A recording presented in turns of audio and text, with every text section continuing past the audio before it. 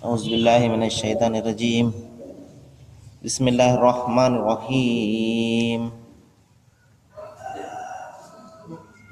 व अक़ीमुस्सलात व आतुज़्ज़कात सुम्मा तवल्लैतुम इल्ला क़लीलन मिनकुम व अंतुम मुअरिज़ून। सदक़ल्लाहुल अज़ीम। అనంత కరుణామయుడు, అపార కృపాశీలుడు, పాలకుడు, పోషకుడు, సర్వలోక ప్రభు అయిన అల్లాహ్ శుభనామంతో ప్రారంభిస్తున్నాను. సోదరులారా, సోదరిమణులారా, అస్సలాము అలైకుం రహమతుల్లాహి వబరకాతుహు.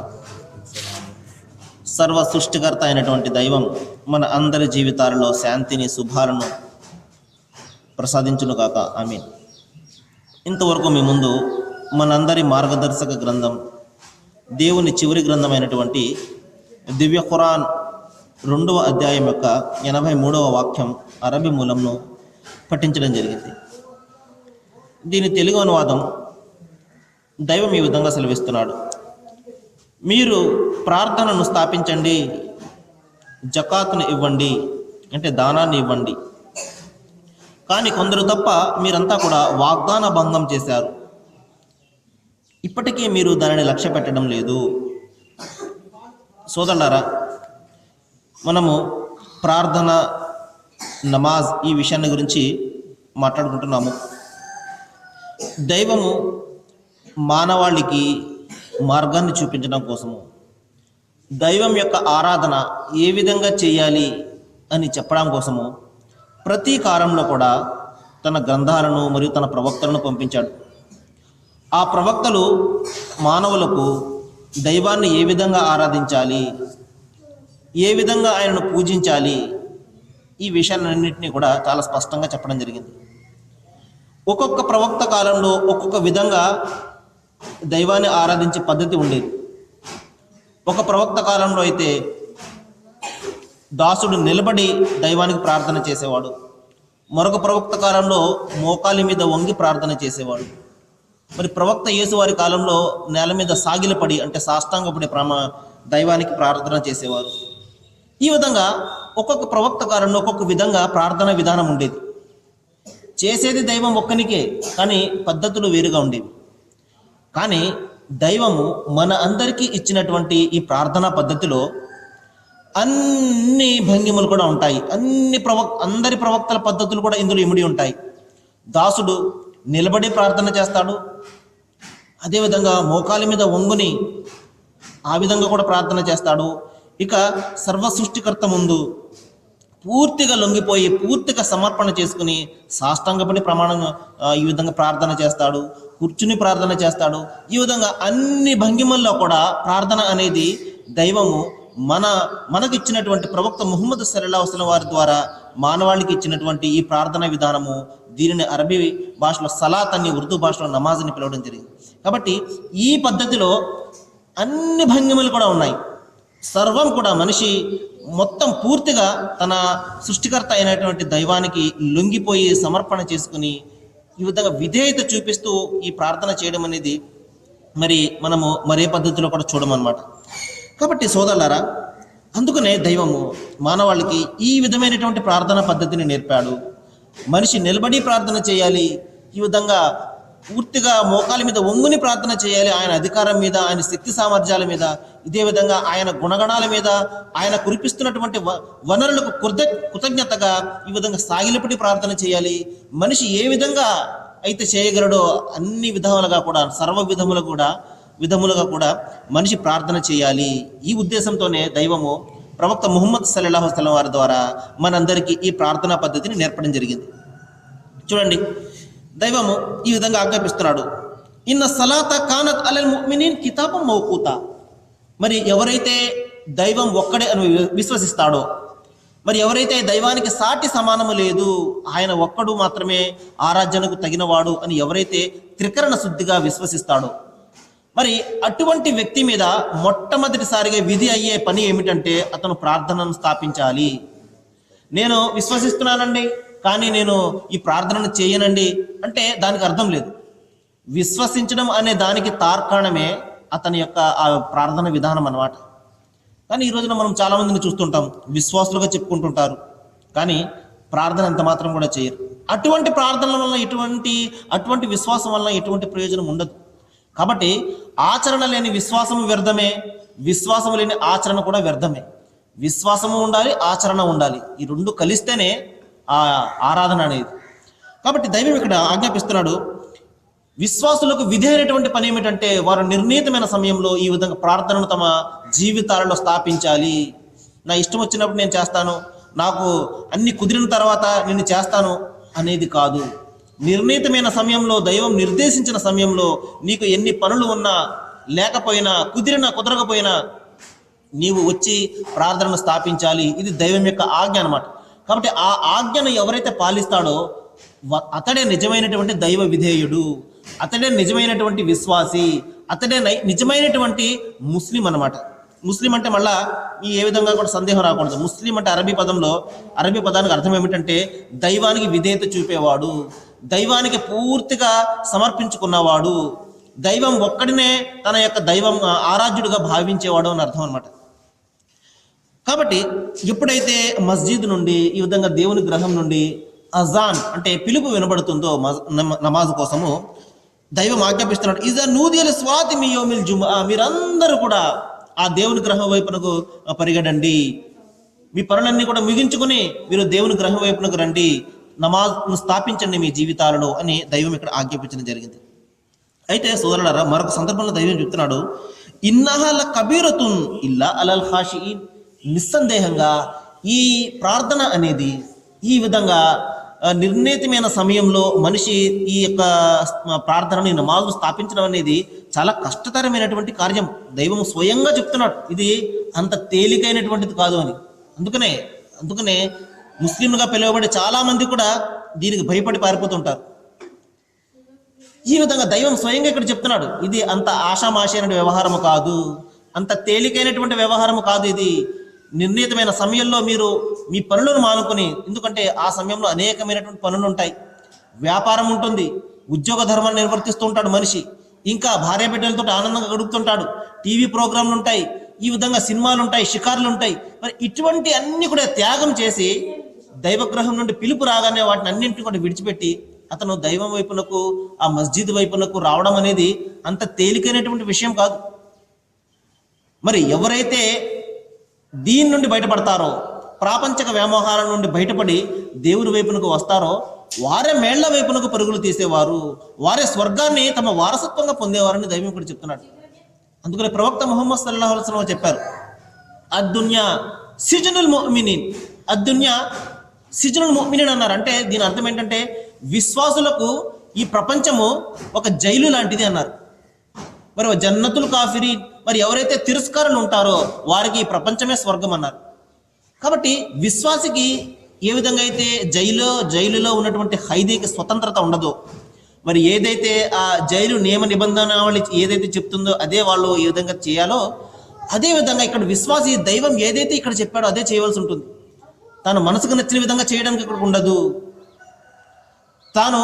తన జీవితాన్ని తన ఇష్టం వచ్చినట్టుగా గడపడానికి అతనికి ఏమాత్రం కూడా అవకాశం ఉండదు. తన ఇష్టాలను పక్కన పెట్టి దైవం యొక్క ఇష్టాల మీద అతను తన జీవితాన్ని గడుపుతాడు. అందుకే ఇక్కడ జైలు అన్నమాట. కానీ అవిశ్వాసికి ఇదే స్వర్గము, ఇక్కడే జీవితం, ఇక్కడే మరణము, ఉన్న 4 రోజులు బాగా అనుభవించాలి, ఇదే స్వర్గము. మరణం తర్వాత వచ్చే జీవితం పట్ల అతనికి ఏమాత్రం కూడా నమ్మకం ఉండదు. కానీ ప్రవక్త వారు చెప్తున్నారు, మరి ఎవరైతే ఈ ప్రపంచమే సర్వమని జీవితం గడుపుతాడో వాడు పరలోకాన్ని కోల్పోతాడు, అక్కడ ఏమి కూడా దక్కదు అతనికి. మరి ఎవరైతే తన జీవితాన్ని ఇక్కడ దైవం నిర్దేశించినటువంటి నియమాలకు అనుగుణంగా తన జీవితం గడుపుతాడో, ఒక ఖైదీ మాదిరిగా ఇక్కడ జీవితం గడుపుతాడో, తన కోరికలన్నింటినీ కూడా పక్కన పెట్టి దైవం యొక్క ఆజ్ఞ ప్రకారం ఎవరైతే జీవితం గడుపుతాడో మరి వాడే స్వర్గాన్ని పొందుతాడు అని చెప్పడం జరిగింది. కాబట్టి సోదరులారా, నిస్సందేహంగా ఈ నిర్ణీతమైనటువంటి సమయంలో ప్రార్థన చేయడం అనేది 5 పూటల అంత తేలికైనటువంటి విషయం కాదు. కానీ ఇల్లా అలల్ ఖాషియీన్, మరి ఎవరైతే దైవానికి భయపడతారో, ఎవరైతే ఈ ప్రపంచాన్ని త్యజిస్తారో, ఎవరైతే నా యొక్క నిజమైనటువంటి జీవితం ఉన్న మరణం తర్వాత అని ఎవరైతే త్రికరణ శుద్ధితోటి నమ్ముతాడో, మరి అటువంటి వానికి ప్రార్థన అనేది ఎంత మాత్రం కూడా కష్టం కాదు. దైవం నాకు ఇచ్చినటువంటి అనుగ్రహాలను అనుగ్రహాలకు నేను కృతజ్ఞత తెలపడం అనేది నా కనీసమైనటువంటి బాధ్యత అని ఎవరైతే భావిస్తాడో అతనికి ఈ ప్రార్థన చేయడం అనేది, ఈ 5 పూటల ఈ ప్రార్థన స్థాపించడం అనేది ఎంత మాత్రం కూడా కష్టమైనటువంటి పని కాదు. అటువంటి విశ్వాసులకు ప్రార్థనను విడిచిపెట్టడము కష్టమైపోతుంది. చూడండి, ఎవరైనా 5 పూటల కూడా తన జీవితంలో ఈ ప్రార్థనను ఎవరైతే స్థాపిస్తారో, ఒక్క పూట మానివేసినగానే అతను చాలా ఇదైపోతాడు అనమాట. అరే, నేను ఎందుకు ఈ విధంగా మానివేశాను, మిస్ అయిపోయింది అని చెప్పేసి. ఈ విధంగా దైవం చెప్తున్నాడు, నిజమైనటువంటి దైవదాసులకు ప్రార్థన చేయడం కష్టం కాదు, ప్రార్థనను విడిచిపెట్టేయడం కష్టమవుతుంది అని చెప్పడం జరిగింది. కాబట్టి సోదరులారా, ఇంకొక సందర్భంలో దైవం చెప్తున్నాడు, యా అయ్యుహల్లదీన ఆమను లా తుల్హికుం అమ్వాలుకుం వలా ఔలాదుకుం అన్ జిక్రిల్లా. ఓ మానవులారా, ఓ విశ్వసించినటువంటి ఓ ప్రజలారా, ఎవరైతే దైవాన్ని నేను విశ్వసిస్తున్నాను అని పలుకుతున్నారో ఓ ప్రజలారా, మీరు మీ సిరి సంపదలు కానీ మీ సంతానం కానీ దైవం యొక్క జ్ఞాపకం నుండి మిమ్మల్ని ఎంత మాత్రం కూడా మరల్చరాదు. ధర్మం నుండి మరల్చరాదు, ప్రార్థన స్థాపించడం నుండి దాన్ని మరల్చరాదు. మరి ఎవరైతే ఈ విధంగా మరలింపబడతారో వారు సర్వనాశనం అయిపోతారు అని దైవం ఇక్కడ హెచ్చరించడం జరిగింది. కాబట్టి దైవము మనకు ఈ సిరి సంపదలు కానివ్వండి, ఈ భార్య బిడ్డలు, ఈ ఆనందమైనటువంటి జీవితము ఎందుకు ఇచ్చాడు అంటే, వీటిని మనము జ్ఞాపకం పెట్టుకుని వీటిని ప్రసాదించినటువంటి ఆ దైవాన్ని మనం కృతజ్ఞతలు అర్పించుకోవాలండి. ఆయనకు లొంగి మన జీవితం గడపాలని దైవం ఇటువంటి అనుగ్రహాలన్నీ కూడా ప్రసాదిస్తున్నాడు. కానీ మనము ఆ అనుగ్రహాల యొక్క మత్తులో పడిపోయి ఆ ప్రసాదించినటువంటి ఆ దైవాన్ని మర్చిపోయామనుకోండి, మన అంత మించి దుర్మార్గుడు మరొకరు ఉండడు. దైవం ఇదే చెప్తున్నాడు, నిస్సందేహంగా ఈ భార్య బిడ్డలు, ఈ ప్రపంచమంతా కూడా మిమ్మల్ని మాయకు గురి చేస్తుంది, జాగ్రత్త సుమా. ప్రవక్త ముహమ్మద్ సల్లల్లాహు అలైహి వసల్లం వారు ఒక సందర్భంలో ఈ ప్రపంచం యొక్క ఉనికి, ఈ ప్రపంచం యొక్క వాస్తవికతను గురించి ఒక సందర్భంలో ఈ విధంగా చెప్పారు. మరి ఎవరైతే పడవ మీద ప్రయాణం చేస్తుంటాడో, నది మీద ఎవరైతే పడవ మీద ప్రయాణం చేస్తుంటాడో, ఆ నది అనేది ఈ ప్రపంచము, ఆ పడవ అనేది అతని జీవితము. ఒకవేళ ఆ నదిలో ఉన్నటువంటి నీరు పడవలోకి వచ్చేసింది అనుకోండి, ఆ పడవ మునిగిపోతుంది. అదేవిధంగా ఈ ప్రపంచం అనేది ఆ మనిషిలోకి ప్రవేశించింది అనుకోండి, అతను సర్వనాశనం అయిపోతాడు. కాబట్టి ఈ నది మీద ఏ విధంగా అయితే ఆ నీళ్లు లోపలికి రాకుండా ఆ పడవ ప్రయాణించాలో, అదేవిధంగా ఈ యొక్క ప్రాపంచిక సుఖాలు మనకు అంటకుండా, ఈ యొక్క తడుకు బెళుకులు, ఈ ప్రపంచంలో ఉన్నటువంటి ఈ వ్యవహారాలన్నీ కూడా మనలను ముంచి వేయకుండా మనము ఈ ప్రపంచంలో జీవితం గడపాలి. నిస్సందేహంగా ఈ ప్రపంచంలోనే ఉన్న జీవితం గడపాలి. మన యొక్క గమ్యం చేరాలంటే పడవ మీద మనం ప్రయాణం చేసి మా అవతల ఒడ్డుకు చేరవలసి ఉంటుంది. నా గమ్యం వద్దు అని చెప్పేసి మనం అడవుల్లోకో లేకపోతే ఎక్కడికో పోతే అది నిజమైనటువంటి జీవితం కాదు. ఈ ప్రపంచంలోనే మనం జీవితం గడపాలి. కానీ ఈ ప్రపంచము మనలోనికి ప్రవేశించకుండా మనం జాగ్రత్త వహించాలి. దైవం అది చెప్తున్నాడు, మీ సిరి సంపదలు కానీ మీ సంతానం కానీ దైవం నుండి మిమ్మల్ని మరల్చరాదు సుమా. దైవానికి మరింత దగ్గరగా చేయాలి. మనకు ఇచ్చినటువంటి అనుగ్రహాలను చూచి మరింతగా మనం దైవానికి కృతజ్ఞత తెలుపుకోవాలి. ఓ దైవమా, ప్రపంచంలో అనేక మంది ఉన్నారు, మరి భార్యలు లేని వాళ్ళు ఉన్నారు, బిడ్డలు లేని వారు ఉన్నారు, కానీ నాకు అందరినీ కూడా నువ్వు ప్రసాదించావు. ఇల్లు లేని వారు ఉన్నారు, కానీ నాకు ఇంటిని ప్రసాదించావు. మరి 2 పూటల తిండి లేని వాళ్ళు ఉన్నారు, కానీ నాకు నువ్వు తిండిని ప్రసాదిస్తున్నావు. ఈ విధంగా అన్ని అనుగ్రహాలు నాకు కురిపిస్తున్నావు అని చెప్పి దైవానికి మరింతగా మనిషి దగ్గర అవ్వాలి. ఆయనకు మరింతగా కృతజ్ఞతలు తెలుపుకోవాలి. ఆయనకు పూర్తిగా సమర్పించుకునే జీవితం గడపాలి. ఇది దైవం కోరేది. దైవం ఇదే చెప్తున్నాడు, వకులు వష్రబు, మీరు తినండి తాగండి, వలా తుఫ్సిదు ఫిల్ అర్ద్. మీరు మాత్రము దైవం విధించినటువంటి నియమావళిని దాటి ఎంత మాత్రం కూడా ప్రవర్తించకండి, కృతజ్ఞులుగా ఉండండి మీరు. ఇదే దైవం మనిషి నుండి కోరుతున్నాడు. కాబట్టి సోదరులారా,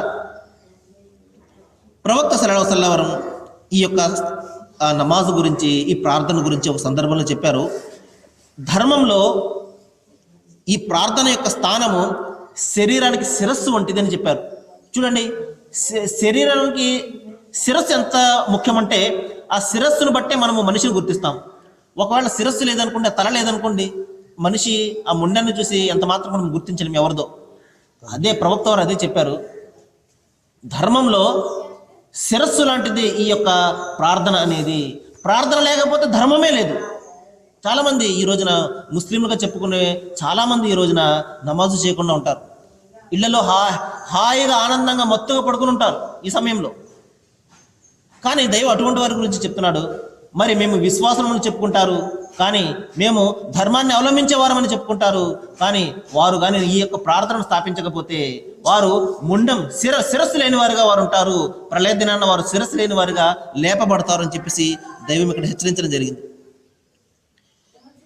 ప్రవక్త సల్లల్లాహు అలైహి వసల్లం వారు ఒక సందర్భంలో ఈ విధంగా చెప్పారు, దైవము 3 విషయాల ఆధారంగా మీ యొక్క పాపక్షమాపణ చేస్తాడు, మీ స్థాయిని మరింతగా పెంచుతాడు, ప్రపంచంలో గౌరవ మర్యాదలను పెంచుతాడు, పరలోకంలో కూడా ఉన్నతమైనటువంటి స్థానాలను ప్రసాదిస్తాడు 3 పనులు మీరు చేసినట్లయితే అని చెప్పడం జరిగింది.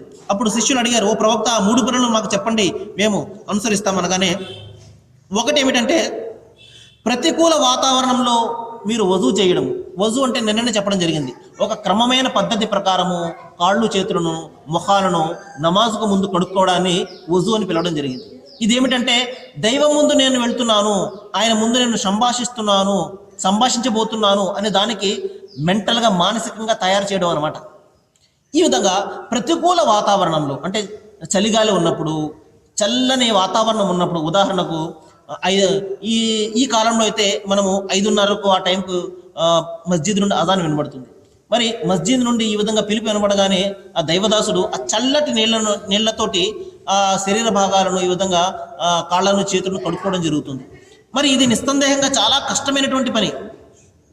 ఆ యొక్క చలికాలంలో ఈ విధంగా అతను కాళ్ళు చేతులు కడుక్కోవడం అనేది దైవం ప్రవక్త వారు అదే చెప్పారు, ప్రతికూలమైనటువంటి వాతావరణంలో ఎవరైతే ఈ విధంగా వజూ చేసుకుంటాడో మరి దైవం అతనికి పాపాలను క్షమిస్తాడు అని.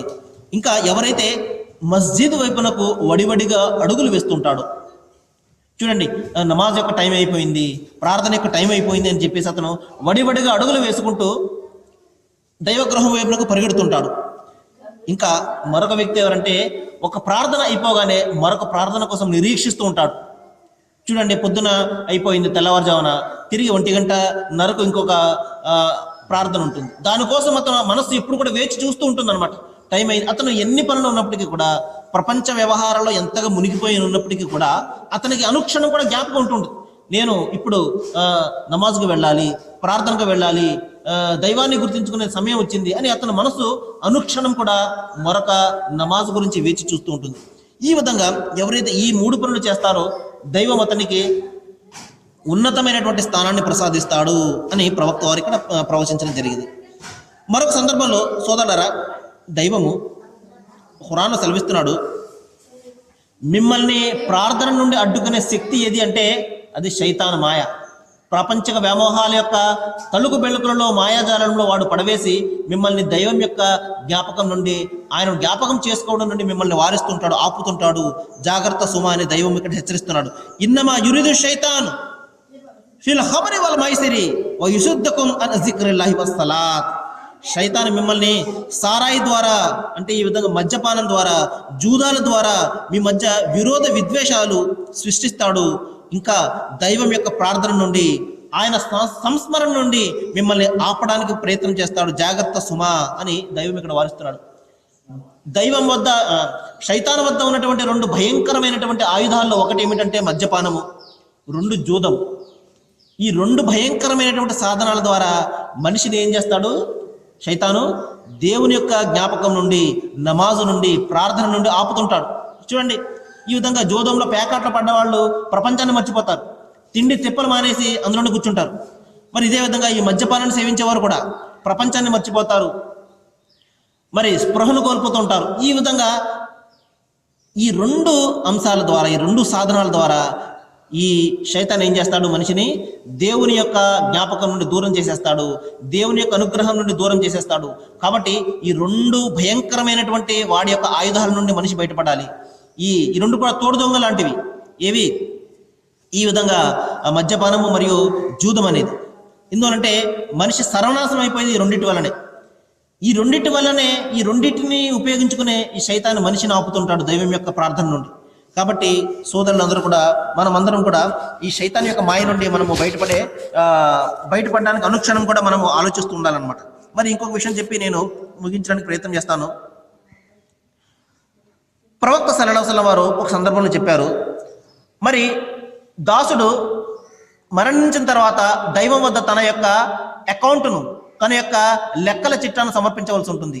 అంటే తాను ఏదైతే చేశాడో అన్నీ కూడా దైవము ఈ విధంగా నోట్ చేసి ఆ విధంగా ఒక చిట్టాను తయారు చేస్తున్నాడు. ఆ చిట్టాలో మనిషి చేసిన ప్రతి మంచి పని ఉంటుంది, ప్రతి చెడ్డ పని ఉంటుంది. మరి అటువంటి సందర్భంలో ప్రవక్త సల్లల్లాహు అలైహి వసల్లం చెప్పారు, దాసుడిని మొట్టమొదటిసారిగా దైవం అడిగే విషయం ఏదైనా ఉంది అంటే అది ప్రార్థన, నమాజ్ విషయంలోనే దైవం ముందుగా అతను ప్రశ్నించడం జరుగుతుంది. నేను నీకు అద్భుతమైనటువంటి జీవితాన్ని ప్రసాదించాను, అద్భుతమైనటువంటి యవ్వనాన్ని నీకు ప్రసాదించాను. మరి ఏనాడైనా నేను ప్రసాదించినటువంటి ఈ అనుగ్రహాలకు కృతజ్ఞత అర్పించుకున్నావా? దైవ గృహానికి వచ్చి నీ యొక్క తలను నేల మీద ఆంచావా? మరి దైవం యొక్క అధికారం ముందు, ఆయన శక్తి సామర్థ్యాల ముందు నీవు ఎప్పుడైనా వంగున్నావా? కానీ మనిషి ఏం చేస్తున్నాడు? దైవం ముందు తప్పించి మానవాళి ముందు, అందరి ముందు వంగుతుంటాడు. ఈ తలను ఎవరి ముందు పడితే వారి ముందు దించుతూనే ఉంటాడు. తన అవసరం ఏదైనా ఉందనుకోండి, అవసరం నిమిత్తం అతను తన తలను తాకట్టు పెట్టైనా అతను తన యొక్క తలను ఎక్కడికైనా ఆంచడానికి ప్రయత్నం చేస్తాడు తప్పించి సృష్టికర్త ముందు ఆంచడం కోసము అతను ఎంత మాత్రం కూడా ప్రయత్నం చేయడు. దైవము ఈ విషయాన్ని ఖచ్చితంగా అడుగుతాడు. ప్రవక్త సల్లల్లాహు అలైహి వసల్లం వారు చెప్తున్నారు, దాసుడిని మొట్టమొదటిసారిగా నమాజు విషయంలో ప్రశ్నించడం జరుగుతుంది. ఒకవేళ అది సవ్యంగా ఉంటే మిగతా వ్యవహారాలను దైవము చూసి చూడనట్లుగా వదులుతాడు. ఒకవేళ నమాజు విషయంలోనే అతను సరిగ్గా దాన్ని నిర్వర్తించలేకపోతే ఇంకా ప్రతి విషయాన్ని కూడా దైవము చాలా గట్టిగా కఠినంగా లెక్క తీసుకుంటాడు అని ప్రవక్త వారు చెప్పడం జరిగింది. కాబట్టి నేను దైవాన్ని ప్రార్థిస్తున్నాను.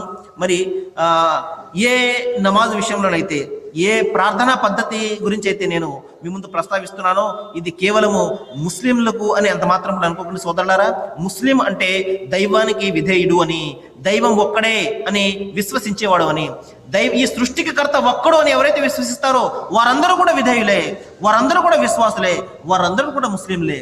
కాబట్టి ఇది మనందరి కోసము పంపినటువంటి గ్రంథము. ప్రవక్త వారు మనందరి కోసం వచ్చినటువంటి ప్రవక్త. ఆయన మానవాళికి ఇచ్చినటువంటి ప్రార్థన విధానము అందరికీ కూడా ప్రార్థన విధానమే. ఎందుకంటే దైవం అందరికీ కూడా ఒకడే కాబట్టి దీని గురించి మనం ఆలోచించాలి. ఈ ప్రార్థనా పద్ధతి మరి ఈ విధంగా మనిషి సర్వం కూడా ఆ దైవం యొక్క అధికారం ముందు, ఆయన శక్తి సామర్థ్యాల ముందు లొంగిపోయి ఈ విధంగా పూర్తి విధేయతతోటి ఈ విధంగా ఈ నమాజ్ అనే విధానంలో ప్రార్థన చేయడం అనేది మనసుకు చాలా శాంతిని ప్రసాదిస్తుంది, మన జీవితాల్లో కూడా శాంతిని ప్రసాదిస్తుంది. నేను దైవాన్ని ప్రార్థిస్తున్నాను. మరి ఏ విషయాలైతే నేను మీ ముందు ప్రస్తావిస్తున్నానో వీటి మీద మనం బాగా ఆలోచన చేయాలని, ఆచరణ చేయాలని, దైవం యొక్క అనుగ్రహానికి మనం పాత్రలు కావాలని నేను వేడుకుంటూ ముగిస్తున్నాను. ఆఖిరు దవానా అల్హమ్దులిల్లాహి రబ్బిల్ ఆలమీన్. అస్సలాము అలైకుం.